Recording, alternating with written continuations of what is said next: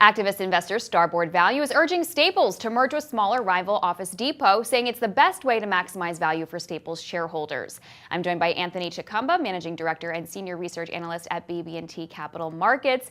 Anthony, you wrote a recent note about Starboard's letter to Staples, saying it wasn't necessarily a surprise to you. How compelling do you think their rationale is? I think their rationale is very compelling. You have to remember, Starboard has a lot of credibility. They were the ones who pushed Office Depot to merge with Office Max. They then were instrumental in hiring Roland Smith, the CEO of Office Depot, who's done a fabulous job. They've done a lot of work here, so this isn't kind of like a fly off the handle type of thing. I mean, they've done detailed work, and they make a very compelling case. Well, and Starboard is claiming serious synergies from this deal, $2 billion in cost savings. But when you consider how much this sector is under pressure and that the two companies are undergoing massive restructuring and shutting down stores, how much could those cost savings be stifled?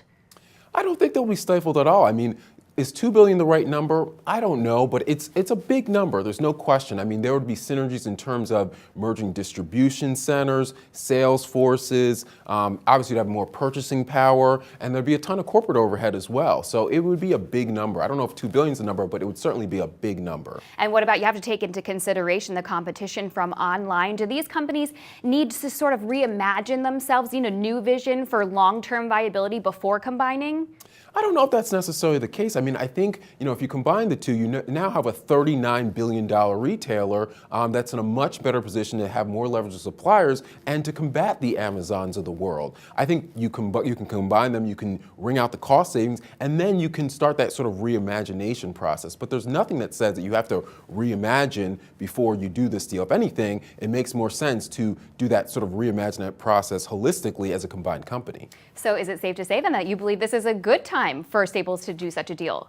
There's no question about that, particularly given the fact that the FTC just allowed the Office Depot Office Max merger to happen and didn't require a single store closing. They're taking a very benign view towards industry consolidation, and you don't know if that's going to be the case, when we have a change in the White House. All right, great insight. Thank you so much, Anthony Chicumba, Managing Director and Senior Research Analyst at BB&T Capital Markets. Thanks for having me. And I'm Brittany Umar for The Street.